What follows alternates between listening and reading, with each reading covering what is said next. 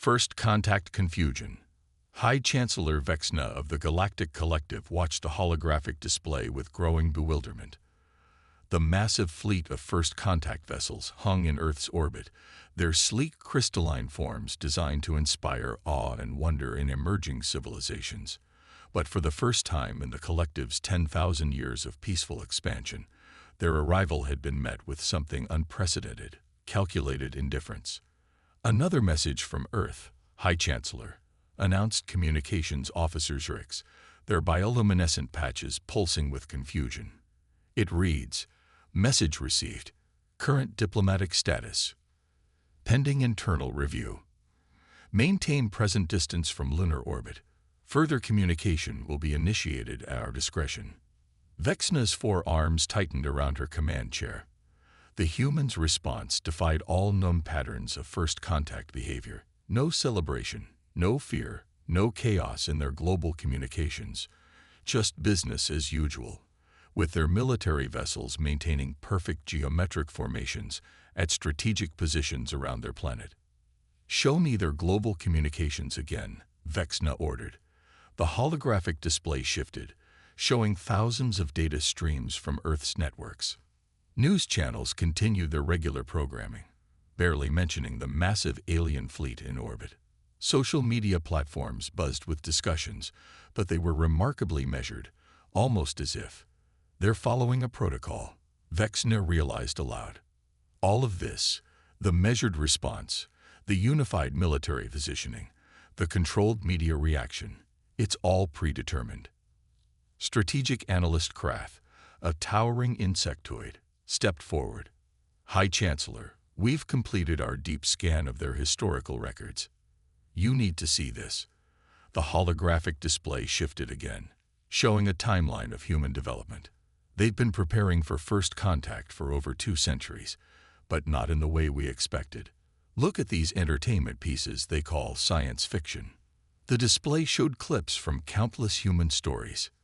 Tales of alien contact gone wrong, of civilizations bearing gifts with hidden agendas, of humanity fighting to maintain its independence against well-meaning but controlling advanced species. "They've been teaching themselves to be cautious," Vexna murmured. "Through stories, through entertainment, they've been preparing their entire species to question first contact scenarios."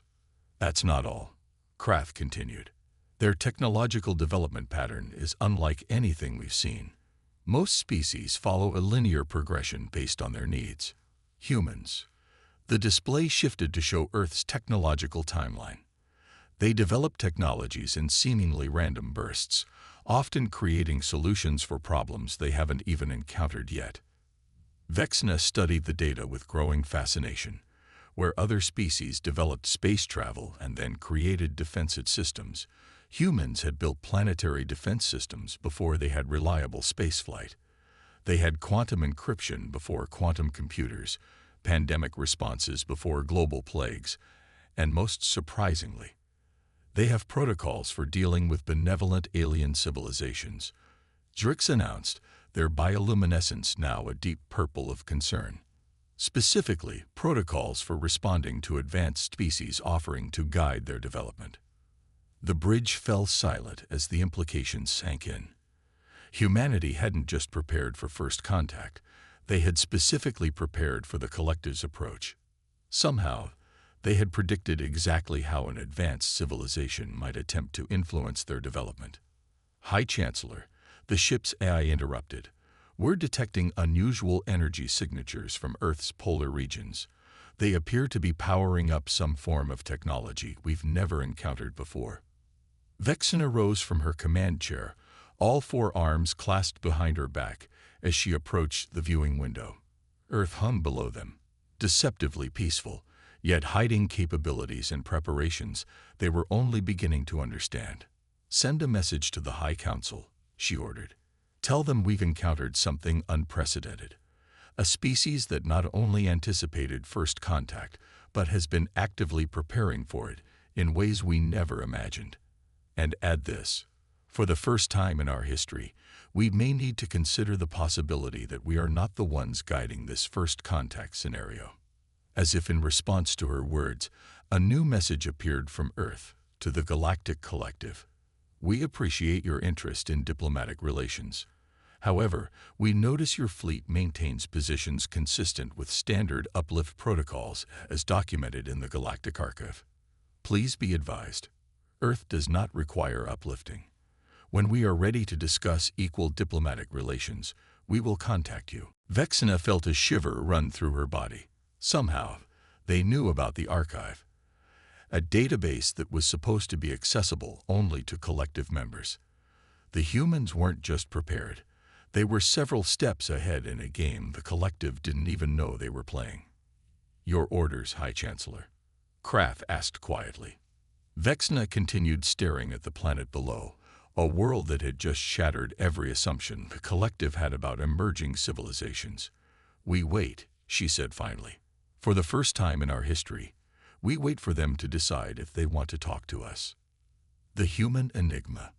The observation deck of the collective's flagship Eternal Dawn had been converted into an impromptu research center. Holographic displays covered every surface, each showing different aspects of human civilization. High Chancellor Vexna stood in the center, her silver scales reflecting the countless data streams as she studied them with growing fascination. Show me their technological progression again, she commanded. The main display shifted, revealing a complex web of human innovations. Unlike the neat linear progression seen in other species, humanity's development resembled a chaotic spider's web, with connections between seemingly unrelated fields. Senior researcher Lyra, a beam of pure energy contained within a crystalline matrix, floated forward. We've identified something remarkable, High Chancellor. Humans don't just solve problems. They deliberately create them to solve. The display focused on a section of human history. Look here, Lyra continued, her crystalline form pulsing with excitement. They invented spacesuits before they had spacecraft. They developed radiation shielding before they split the atom. They created protocols for artificial intelligence governance before they had true AI. That's impossible, interrupted Security Director Cole, his metallic exoskeleton gleaming as he stepped closer to the display. No species develops solutions before encountering problems. It defies all known patterns of technological evolution. Humans do, Lyra replied. They have this remarkable ability to imagine future challenges and prepare for them. They call it science fiction, but it's more than mere entertainment. It's a cultural tool they use to explore potential futures and prepare for them. Vexna watched as the display showed clips from human media spanning centuries, stories about space travel written before they had airplanes, tales of cyber warfare before they had computers, warnings about genetic engineering before they understood DNA. But here's what's truly fascinating. Lyra continued, bringing up new data. Their scientific development isn't just random. There's a pattern we missed because we were looking for the wrong thing. Humans don't develop technology based on immediate needs. They develop it based on imagined futures. The display shifted to show a complex network of human research initiatives. See these quantum defense systems they're developing. They're not protecting against any current threat. They're preparing for theoretical future technologies that don't exist yet. And look here, their deep space monitoring network. It's not designed to detect known forms of space travel. It's built to detect methods of propulsion they've only theorized about. How is this possible? Cole demanded. No species can advance effectively without guidance. It's why the collective exists, to prevent emerging civilizations from developing dangerous technologies before they're ready. That's just it. Lyra's crystal form flickered with intensity. Humans guide themselves. Through their stories, their art, their endless debates about ethics and consequences, they've created a kind of distributed guidance system. They don't need a singular authority telling them what to develop next.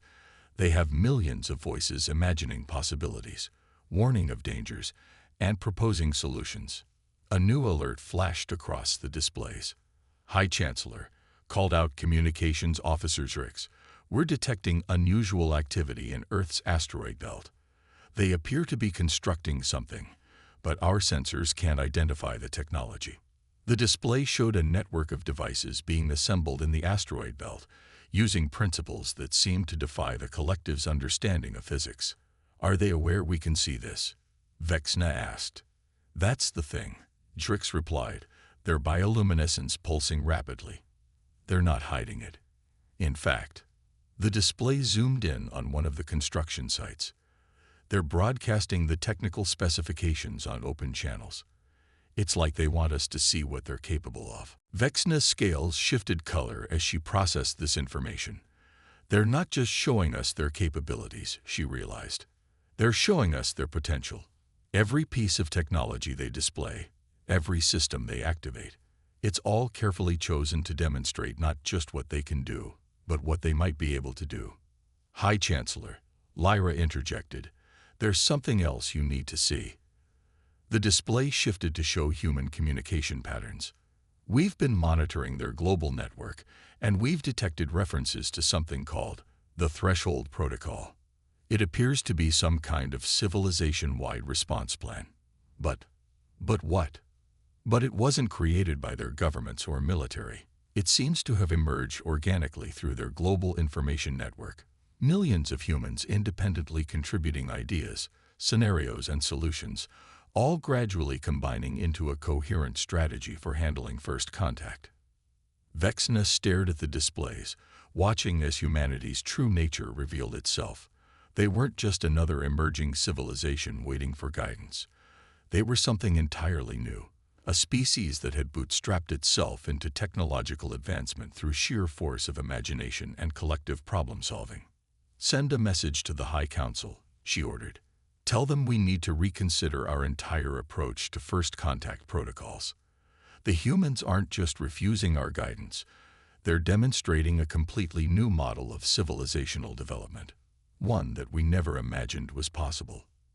As if in response, a new message appeared from Earth. "To the Galactic Collective. We observe your continued analysis of our civilization. Please note that all technology demonstrations thus far represent less than 5% of our current capabilities. We look forward to sharing more when appropriate diplomatic channels are established. On equal terms." The observation deck fell silent as the implications of that message sank in. The humans weren't just prepared for first contact, they were orchestrating it, revealing their capabilities in carefully measured doses, all while maintaining their mysterious silence about their true level of advancement. "What do we do now?" Cole asked, his metallic form reflecting the countless data streams still flowing around them. "For now," Vexna replied, her scales shifting to a deep blue of contemplation, "we keep watching. And more importantly, we keep learning. Because I have a feeling the humans are about to teach us far more than we ever planned to teach them." Project Oracle.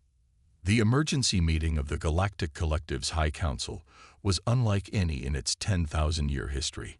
Representatives from thousands of civilizations gathered in the vast crystal chamber, their forms ranging from energy beings to silicon-based life to quantum consciousness constructs. At the center of attention stood High Chancellor Vexna, her scales now a deep purple of urgent concern. 3 standard cycles ago," she began, "we discovered something that changes everything we thought we knew about emerging civilizations. Show them." The chamber's holographic system activated, displaying a massive underground facility on Earth. The image zoomed through layers of security and protection systems that even the collective's best sensors struggle to penetrate. "This," Vexna continued, "is what humans call Project Oracle. Our analysis suggests it has existed for over 50 Earth years, long before they achieved reliable spaceflight. Its purpose." She paused, letting the next images fill the chamber, "to predict and prepare for every possible first contact scenario." Murmurs rippled through the assembled representatives as they saw the facility's contents.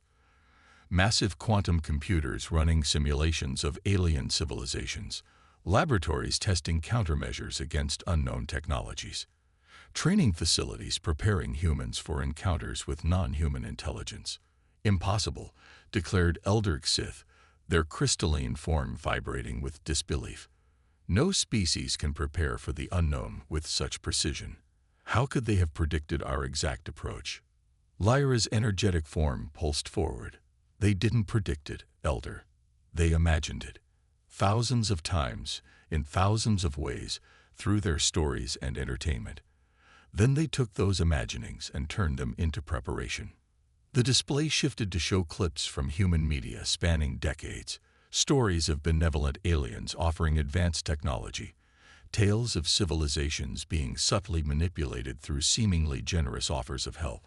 Alongside each story were detailed analytical documents, breaking down possible scenarios and developing response strategies. But here's what truly sets Project Oracle apart, Vexna continued. It wasn't created by a single government or organization. It evolved from a global network of contributions. Scientists, writers, philosophers, ordinary citizens, all adding their perspectives to a constantly evolving framework for handling first contact. Security Director Cole stepped forward, his metallic form reflecting the holographic displays. We've detected quantum entanglement signatures suggesting they have facilities like this scattered throughout their solar system, each one focused on different aspects of extraterrestrial interaction. They'd been building these for decades, all while maintaining perfect secrecy. The chamber erupted in concerned discussion. A representative from the Science Council raised their appendage. How did they achieve such advancement without guidance, without following the established paths of technological development? Because, Lyra responded, her crystal matrix glowing intensely. They created their own path. Look at this. The display showed a complex network of human information exchange. They developed something they call peer review, a system where every new idea is challenged, tested, and refined by countless others. They don't need central guidance because they've created a self-correcting system of advancement. Suddenly, all displays in the chamber flickered. A new message appeared, its source untraceable. To the Galactic Collective High Council, we are aware of your discovery of Project Oracle. Please understand it represents only one of several hundred similar initiatives. We have been preparing for this moment not because we fear you, but because we respect the magnitude of what first contact represents. When you are ready to engage in truly equal diplomatic relations, we await your response. The chamber fell silent.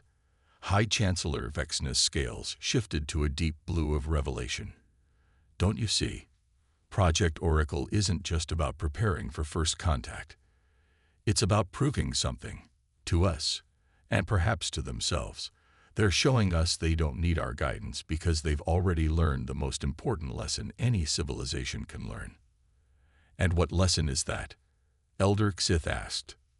That the greatest strength of any species isn't in their technology or their knowledge, Vexna replied. It's in their ability to imagine what might be possible, and then work together to prepare for it. The humans haven't just been waiting for first contact. They've been actively shaping how it would occur. The display showed one final image, a vast network of human satellites and defense systems, all positioned with perfect precision. But now, with their new understanding, the collective could see it wasn't just a defense network. It was a message, written in the language of technology and preparation, saying clearly, we are ready, we are prepared, and we will engage on our own terms. So what do we do now? Asked a representative from the diplomatic corps. Our entire approach to emerging civilizations is based on the assumption that they need our guidance. If the humans have proven this assumption wrong, then perhaps, Vexna concluded, her scales shifting to a bright silver of determination. It's time for the collective to learn something new. The humans aren't just refusing our traditional diplomatic approach, they're offering us a chance to evolve beyond it. The question is, are we ready to accept that offer? As if in answer, another message appeared in the chamber. Project Oracle welcomes the possibility of mutual learning and exchange. The path forward lies not in guidance, but in partnership. We await your evolution. The High Council chamber buzzed with unprecedented energy as representatives began to grasp the full implications. They had encountered not just a new civilization, but a new way of thinking about civilization itself. And somehow, humanity had prepared for this moment long before it arrived, patiently waiting for the collective to catch up to their vision of what first contact could truly be. The counter-offer. The collective's diplomatic vessel Harmonious Exchange entered Earth's orbit precisely where the humans had requested. Unlike the grand fleet that had first arrived, this ship came alone, a concession to humanity's terms for formal diplomatic contact. High Chancellor Vexna stood on the bridge, her scales shimmering with anticipation as they approached the designated meeting point. Incoming transmission from Earth Station Artemis, announced Communications Officer Drix.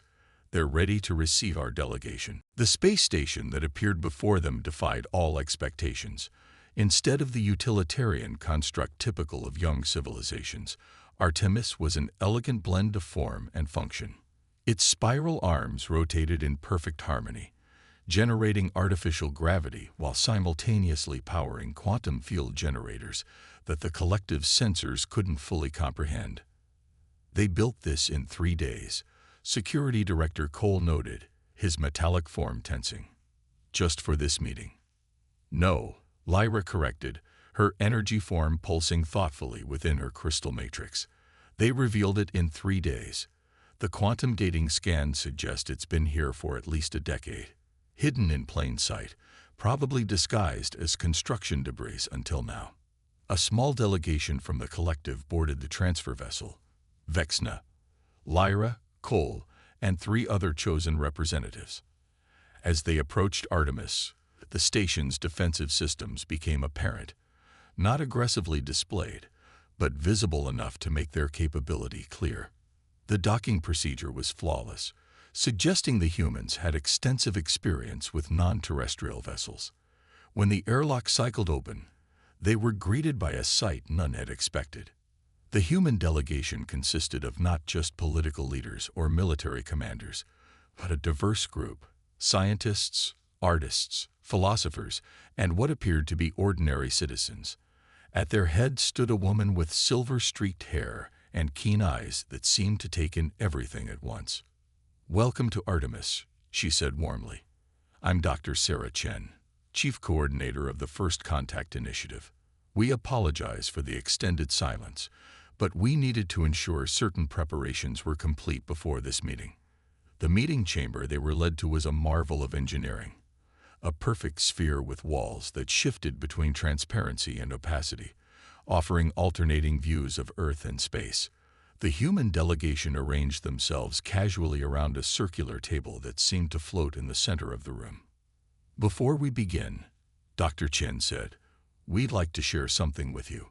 She gestured, and the chamber's walls came alive with displays. "This is our counteroffer to the collective's traditional membership proposal." What followed stunned the collective's delegation into silence. The humans weren't proposing to join the collective. They were proposing to transform it. "We've studied your civilization carefully," Dr. Chen explained. "The collective has achieved remarkable things, bringing peace and stability to thousands of worlds. But it's also become static, locked into patterns of thinking that may no longer serve the galaxy's best interests." The displays showed a new model of galactic cooperation, one where civilizations could develop along their own paths while still benefiting from mutual exchange. No more uplifting, no more guided development. Instead, a network of equal partners, each contributing their unique perspectives and innovations. "You see," Dr. Chen continued, "we believe the greatest threat to any civilization isn't external conflict or technological stagnation. It's the loss of creativity, of the drive to imagine new possibilities. The collective's current model, while well-intentioned, often suppresses the very qualities that make each species unique." Vexna found herself nodding, her scales shifting to a deep gold of revelation. "You're not just proposing a new form of membership," she said. "You're proposing a complete reimagining of how galactic civilization could function." "Precisely," Dr. Chen smiled. "We call it the Convergence Initiative. Instead of newer civilizations adapting to fit the collective's established patterns, we propose a model where all civilizations, new and old, continuously evolve together. Share knowledge, yes, but also share dreams, stories, and different ways of seeing the universe. The human delegation activated another set of displays, showing dozens of ongoing projects Earth had already begun. Experimental technologies that combined approaches from multiple scientific traditions. Cultural exchange programs designed to preserve unique perspectives while fostering mutual understanding. New forms of quantum communication that could bridge not just space, but ways of thinking. But such a transformation, Security Director Cole began, his metallic form rippling with concern. The logistics alone would be already planned for.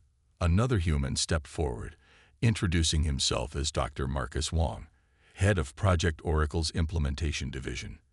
We've spent decades gaming out every possible scenario, developing transition plans that would minimize disruption while maximizing potential benefits. And if we refuse? Lyra asked, her crystal matrix pulsing with curiosity. Then we wish you well, Dr. Chen replied simply. Earth will continue on its path. We'll establish diplomatic relations with individual collective members who wish to explore this new model while maintaining our independence. But we believe, and our models suggest, that this moment represents an opportunity for something far greater than just another first contact scenario. Vexna looked around the chamber, seeing the hopes of both civilizations hanging in the balance. The humans hadn't just prepared for first contact, they'd prepared to help the collective itself evolve, to grow beyond its own limitations. There's one more thing, Dr. Chen added, her eyes twinkling. We've detected signals suggesting we're not the only civilization that's been preparing for this moment. There are others, still hidden, waiting to see how this exchange plays out. Your response here won't just shape the relationship between Earth and the collective. It will influence the future of galactic civilization itself. The implications of that statement hung in the air like a challenge and a promise. The humans hadn't just imagined a new future. They'd already begun building it. The only question was whether the collective was ready to be part of that future. A new era. One standard galactic year after the historic meeting on Artemis Station, High Chancellor Vexna stood before the transformed chamber of the Galactic Council. Gone was the rigid hierarchical arrangement of the past. In its place, a flowing spiral of platforms allowed representatives from all civilizations, old and new, to interact as equals. The space above them shimmered with thousands of holographic displays, showing the unprecedented changes sweeping through galactic civilization. What had begun as a simple first contact with Earth had evolved into something that none in the collective had imagined possible. The Convergence Initiative's first year has exceeded all projections, Vexna announced, her scales gleaming with the deep gold of optimism. Over 300 previously unknown civilizations have emerged from hiding, each with their own unique approaches to technological and cultural development. The displays showed these emerging civilizations. Some had developed along biological paths the collective had never considered, others had focused on psychic technologies, and still others had mastered principles of physics that the collective had deemed impossible. The humans were right, Lyra added, her energy form now housed in a more advanced crystal matrix of human design. They weren't alone in choosing to hide their true capabilities. Many species recognized the limitations of our old approach and chose to develop independently. Security Director Cole, his metallic form now integrated with quantum enhancements from a dozen different civilizations, brought up a new set of displays. The combined scientific advancement of the past year has outpaced the previous century. By allowing civilizations to develop along their own paths while sharing discoveries, we've created something unprecedented. A galactic civilization that grows stronger through diversity rather than conformity. Dr. Sarah Chen appeared on the central platform, her image transmitted from the New Earth Diplomatic Center. The Convergence Initiative was never just about changing how we interact, she explained. It was about changing how we think about civilization itself. Every species has something unique to offer, some different way of seeing the universe.